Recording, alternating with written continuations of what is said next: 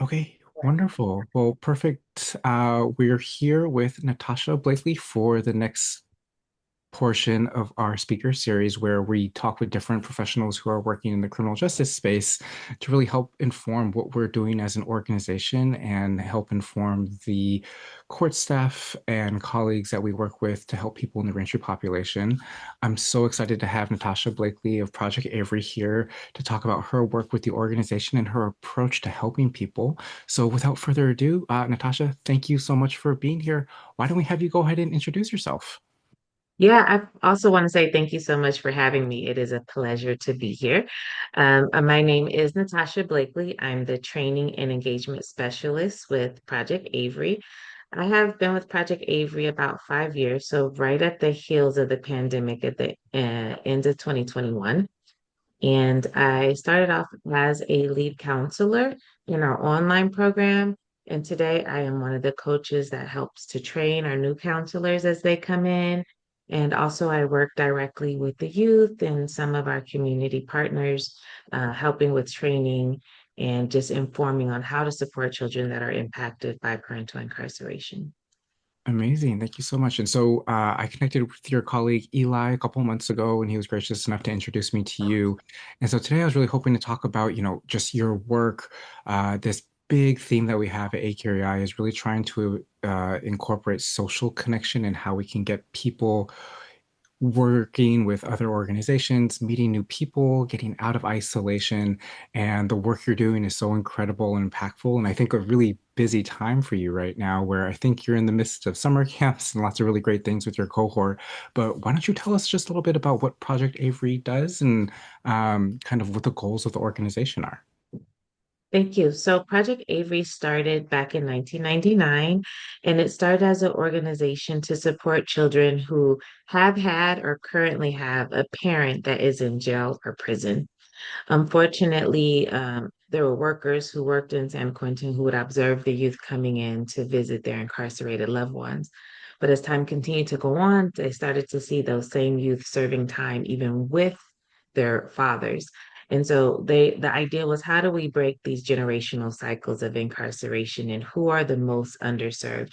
They decided that it was the children of incarcerated parents. So it started off as an in-person camp. We've grown since then, where we do offer camps once a year for summer. We also have monthly retreats that we offer every single month, where we do fun activities like surfing, skiing, rock climbing, boogie boarding, horseback riding, all kinds of different things.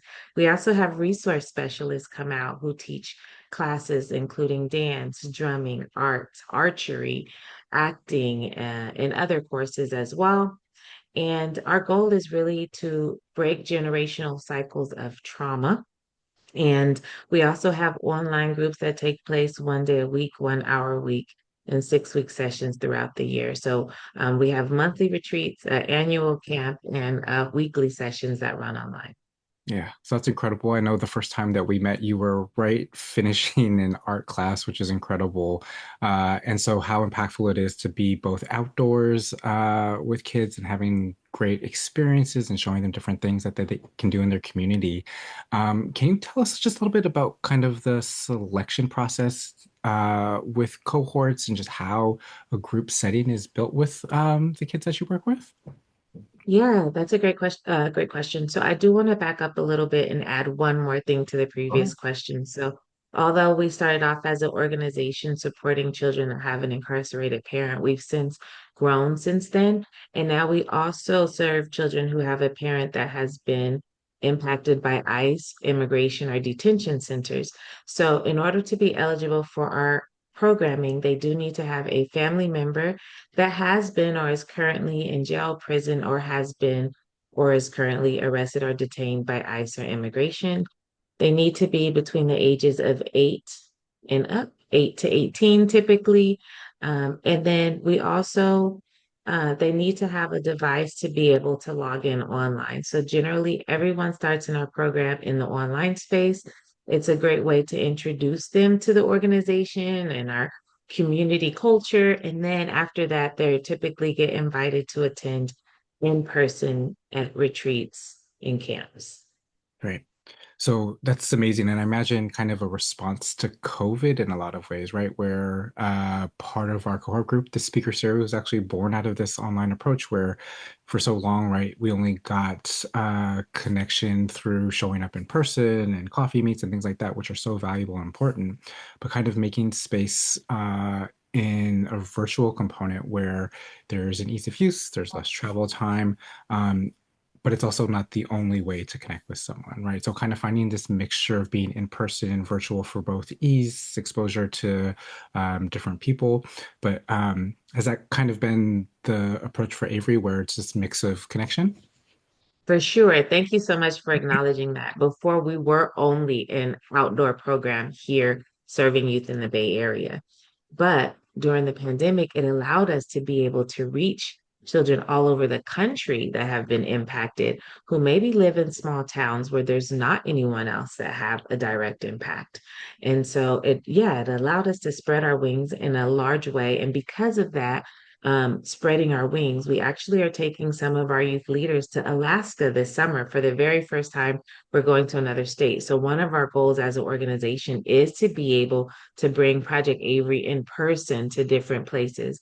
But it all starts with online. And I do attribute that to COVID. I guess a positive that came from that is being able to grow and reach more system impacted youth. Yeah, that's amazing. So, we'd love to kind of talk about just how you approach your clients, right? And so, one thing that we do, all of our clients are criminally justice involved. We primarily work with people who are on federal supervision. And to be frank, right, these are people who have been involved in the justice for a very long time, have been harmed by the justice system. And through our approach and the treatment courts that we work in, we're trying to show the human side of how people can receive support in the justice system and not have it be a punitive challenge. And so, can you tell us a little bit about how Project Avary tries to build rapport with the kids going through your programs and just how you get them to trust kind of the support that you're giving to them? I think the biggest piece for us is acknowledging how important lived experience is. So 90% of our staff have a direct impact of parental incarceration ourselves, so myself included. So that's one thing that I share with caregivers and youth alike, that my father was formerly incarcerated, even as close as this past year was his last stint with incarceration. So having someone with lived experience, I think, is important, and also having group agreements that establish a sense of safety in a judgment-free zone, and then modeling those group agreements for others. So for us, one of our group agreements is to show KCC, which means to show kindness, care, and compassion. So teaching our youth how to be able to be a support system even for each other. So at our core, we are a youth and leadership development program. So our goal is to help the youth to be able to become leaders in the program. And so if we also believe that if you have lived experience, then you're an expert. And you pay your experts, right? So we actually pay our youth to step into these different leadership roles as they grow through the program. So that's something that helps them to get excited, knowing that there's others who have been there and done that. Also, Yeah. knowing that there's opportunity for employment and training. And so we do have a checklist that we talk to them about. What are their goals in this particular role that they have? So in our online program, for example, even as young as 8 years old, they can be promoted to what's called a junior leader role, where we have them hop on before the other youth hop on, and we have them stay after to kind of debrief, talk about how the group went, what we're going to do in upcoming groups, what's working and what's not. We believe that youth voice is youth choice, so we include them in our training purposes throughout. And that's a huge piece of building rapport, showing them that we trust them with responsibilities and we trust them to be encouraging for others. But quite possibly, what I think the most important thing that we do is create a fun environment, because having fun is healing and it's Yeah. necessary to build community and bonds. One other thing that we do in the in-person program, and I guess in the online program too, is create opportunities for us to challenge ourselves and try new things. And we face that fire together. And Mhm. us talking about, as leaders, being vulnerable and sharing what our challenges were. For example, a rope obstacle course was very scary for me. going through on a tightrope all the way across. And so we're cheering each other on as we face, and at the end, as we face those challenges. And then at the end of the week or end of the day, we talk about, okay, what was the most challenging part? What helped you to get through it? How do you like to receive support? And so we're giving the youth the opportunity to tell us what they need so that we can fulfill those needs. That's absolutely amazing, right? Kind of found, it seems like there's this leadership component, there's this mentorship component where kind of giving trust and responsibility to the people that you're working with kind of helps them grow, right? Helps them feel valued and important in the work that they're doing and kind of this space that you're creating. And so it's so amazing just to kind of understand like the logistics. I know there's monthly meetings and this big summer cohort, but can you go just a little bit into the details as far as the logistics? So the work that you do with Project Avary right now, I know everyone's heading to Alaska, but it's primarily Bay Area focused, right? Is it a small cohort? And also, if you just talk also about how people come back and give back to the program, I'd love to hear more. Love that. Um, I guess you could say it's small because if you think about how many children are actually impacted by incarceration, 5 million children have already had a parent that has been to jail or prison at some point. 2.7 million children have a parent that is in jail or prison right this minute. And over their lifetime, over 10 million children will have that shared experience. So if you're looking at it through the lens of the large scale, we're not even scratching the surface of the number of people that need support. But at this time, I believe that we're serving on a nationwide, including online and in person, close to 500 youth. That's amazing. Um, and so the way our program works is they come in as young as 8 and they keep getting invited back to join us online and in person. So just to kind of separate the two, um, for in person is primarily for the greater Bay Area at this time. But as I mentioned earlier, our goal is to spread Avery all over the country. So in order for that to happen, we need people to join in the online groups. And that helps us to build our leaderships in the online community.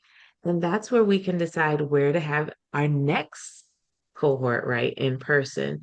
So um, and we also have had funders in the past that have paid for some of our youth across the country in our online program who are excelling to be able to come out to summer camp. So this year we are flying out some of our youth leaders to be able to go in person. So I don't want to say that is just focused on the Bay Area. However, majority of our youth do come from the Bay Area. Um, and the opportunity to keep coming back, continuous invites, as I said, with online monthly retreats and outdoor and summer camp.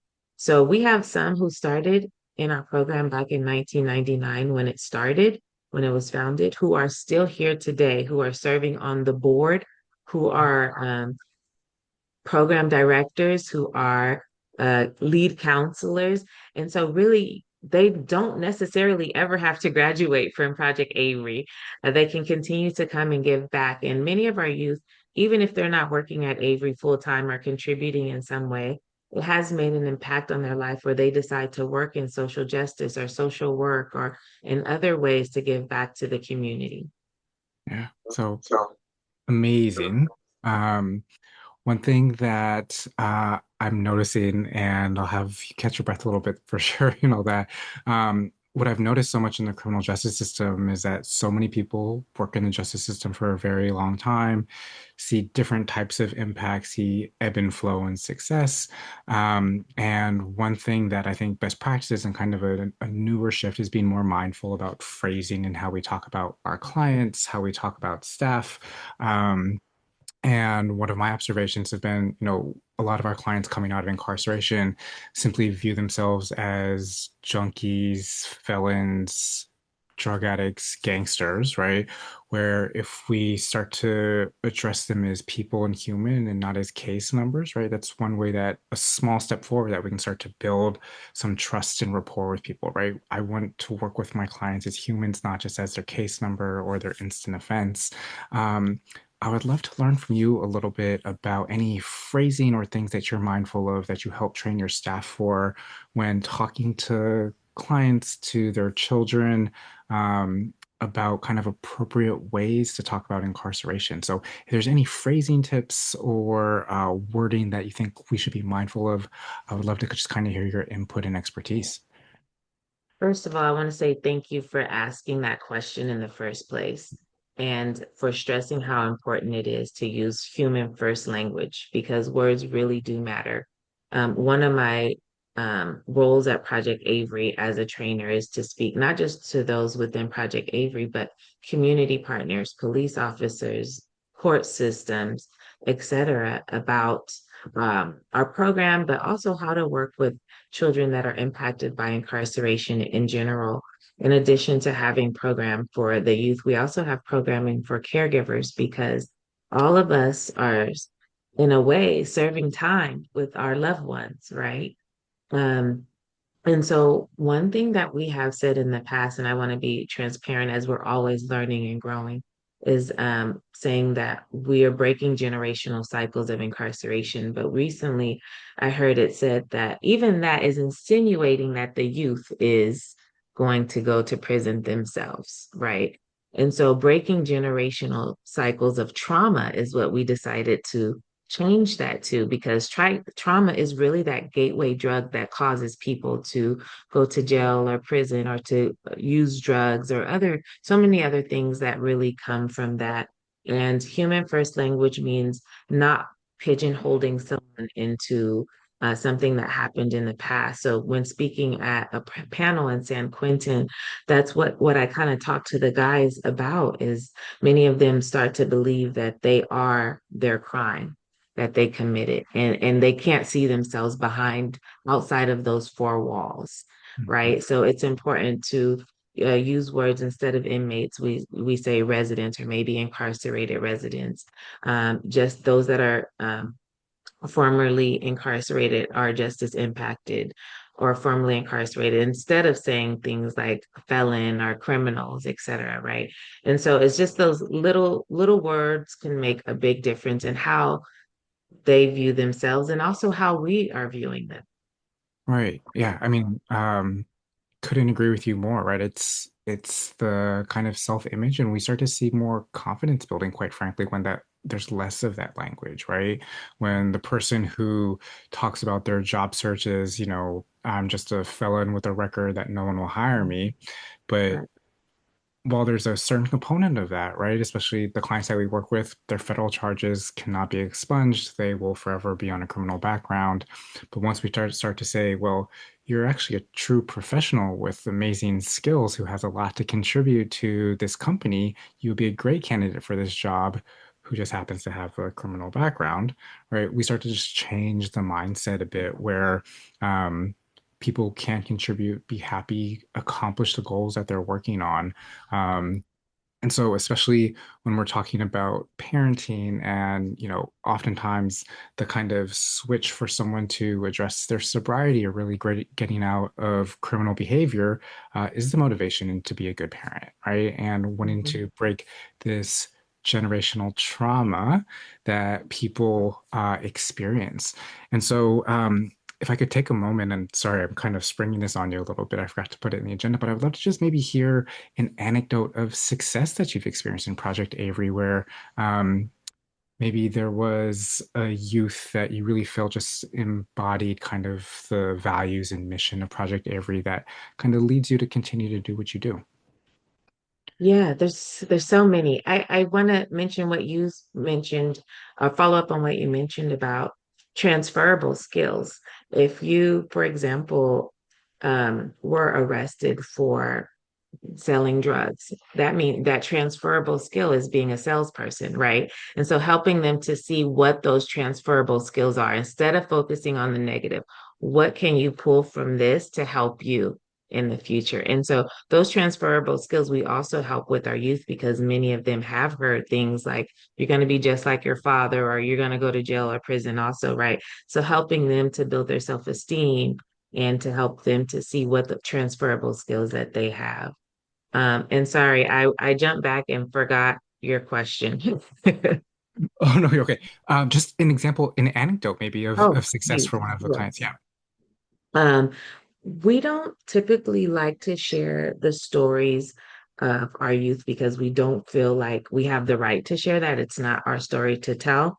So, what I will say is for myself, when I was 4 years old, I witnessed my father's arrest. He was arrested and taken away in front of me and my sister, who was 2 at the time. And no one acknowledged my father's um, being arrested in front of me outside of my father as he was taken away in handcuffs and put in the back of police car. At the time, I didn't realize how traumatic that experience was or how that memory would be etched into my mind in detail. My earliest memories are when I was 4, and many of them are of similar traumatic events. And it wasn't until I came to Project Avery did I realize how much those things really impacted my life. And what has helped me is being in those online groups initially and being in the in-person retreats where similar to the online groups where we have a piece where we do real talk, and it's when we talk about our real experiences with incarceration and whatever is on our hearts are heavy on our hearts in that moment, whether it's how do we adjust to having a family member come back after being incarcerated? What about we have this fantasy of what life would be like and that isn't realized? What about those moments that made me who I am today? So listening just to the stories of all of our youth in general helped me to understand myself better, why I am the way that I am. So for me, I always felt like I had to be an adult, even as a young child. I felt the responsibility to care for my younger brother and sister. I felt a responsibility to care for those who were supposed to be caring for me. I felt I had to overcompensate. I felt I had to work really hard. So I did not end up in a situation. I felt I only had two choices to be like my dad or to be like my mom. And these youth, as they're sharing their stories in real time, and I'm kind of jumping back in time to learn, it's helping me learn more about myself and also to see the strength and resilience of our youth. They overcome so much, and yet they're so positive and they keep going and seeing them accomplish so many things. So for me, for example, I'm not good at playing chess, but there's 8-year-olds at camp that are constantly every year still working with me to help me learn chess. And so they're so cultured. And when we're at camp, we cook together, we clean together, we do all kinds of different things to build a community. And these are things that I know my mom didn't really have the time as a single mom working 3 jobs to care for us. She didn't really teach me how to do those things. And so my goal has always been to be the person I needed as a little girl. So what keeps me going at the end of the day is being that person for these kids, helping them to see how to clean their home, how to cook, how to learn job responsibility, core skills, how to challenge yourself and try new things. Yeah, that's amazing. Thank you so much for just sharing that personal story of your experience, and how it really just, I think, motivates you to connect in the work that you do. I mean, so powerful. And I think, many people, I mean, I think of like corporate colleagues who are looking for more human interaction in their work, right? You found kind of this amazing, powerful connection where you can feel the reward and motivation in the work that you do. So, amazing. A couple other questions as we kind of start to wind down on, our agenda. One thing that we've experienced in our treatment courts, is, clients coming out of incarceration, 3, 5, 10 years, feel this obligation to catch up with their children and, kind of this pressure of being released back home to their communities, paying for 10 years worth of Christmas presents overnight without landing full-time employment yet. That leads to different challenges. And then kind of working on, I bought all these presents for my kids and they're still upset that, I'm not doing more for them or that our relationship isn't as good after buying these presents as I envisioned. And so maybe you can talk me through any ideas that you might have about rebuilding relationships for parents in their youth when coming out of incarceration. Think a lot of it really starts while you're incarcerated. So, some of the guys when I was in San Quentin, for example, shared that they have trouble communicating with the youth because of the child's mother.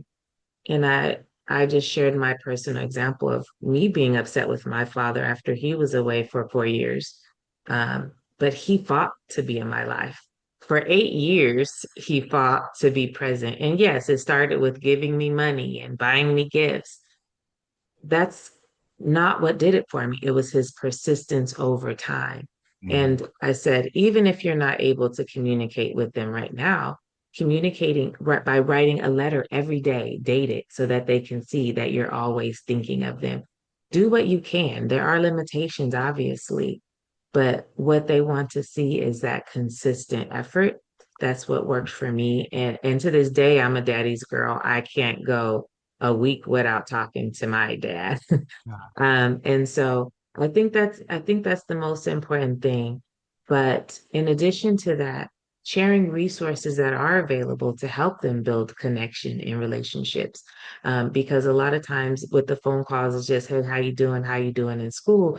Very surface level conversation. Learning how to ask deeper level questions to get to mm, know the child better. A lot of times, if you're gone, 5, 10 years, that kid is not the same person that you left. You have to find out who they are right now. And a lot of times it's hard for them to fathom how you can just jump in and start parenting now, right? So do what you can where you are, being vulnerable with your own struggles and and how you need support. I think kids understand more than oftentimes we give them credit for. So being mhm, willing to be vulnerable. I understand that my dad never had a dad. So he wanted to be a good dad. He just did not know how. yeah. So understanding that helped me a lot too. Um, but also connecting with organizations that provide resources and support in those areas. We want to provide support physically, emotionally, financially, are the needs that they're going to have. How can we connect them with the tools and resources for that? Right, right. I mean, I think one of my takeaways when we approach our clients is just do what you can, right? We're not going to be able to Mhm. solve all the problems overnight, but um, slow increments forward where you're working on yourself. This idea of being vulnerable in spaces where, let's be quite frank, incarceration does not breed a way to be vulnerable with your feelings very often, right? And so it's skill building, it's behavior change, it's really building this different type of connection that many people um, even who haven't been incarcerated are not, cognizant and we're very mindful of. So, Right. just to kind of wrap things up, one thing that we like to ask, right, is that we do a lot of work in the justice system, working closely with judges, attorneys, and officers, where we want them to know about these different organizations, these different strategies, and all this different impactful work that's happening in the criminal justice and reentry community. What's something you would want them to understand about your work with youth of incarcerated parents? I hear a lot of stories about how the incarceration took place and the trauma that that leaves. So, one thing that I talk about when offering trainings to judges or attorneys or others in law enforcement is what can you do to minimize the trauma? Losing a parent is traumatic in itself, right? But there are things that we can do to limit that trauma. For example, could the arrest be done while the child is not present? Can it be outside of their audio and visual range? Also, can the parent be the one to explain to the child what's going on or that they're going away? Can there be comfort items that are brought? Maybe a stuffy or something that they can just hold on to? Can you talk to the child about a place or person that feels safe, having someone specifically in mind to communicate? with that child. So if the rest has to be done while a child is present, can there be an officer there just for that child? And then also, if you are aware of a child being present even after the fact as a judge, for example, can you share resources with that caregiver or family? Programs like Project Avery, where they can get the help and support that they need, both as a caregiver and as a youth. So we offer family camp, for example, where full families can come together and enjoy what we call the Avery magic. Or we also have family potluck days, or we also have caregiver groups specifically for caregivers, but really just having the support that is necessary in real time. And I believe that those that are closest to the problem are closest to the solution. But those that are closest to the solution usually don't have access to the resources that are available. So it's up to us as community partners, as um, law enforcement, as attorneys and court systems to share what are the resources available for these families. And then sharing it more than once. If more than one person is telling you about this resource, maybe you should look into it, right? Yeah, that's amazing. Natasha, thank you for all the work that you're doing, for sharing your wisdom, your knowledge, your approach to helping people. It's absolutely incredible, and very evident in the impact that you're making for communities, for youth, for systems.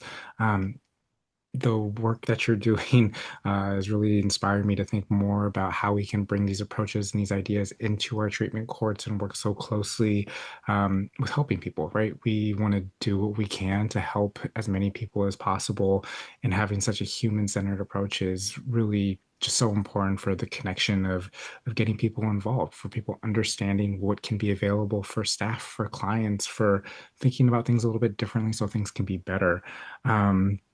Well, thank you for having an impact and influence on our drug courts, our approach at AQI, everything that we do. Do you have any final thoughts or ideas to share from our conversation today?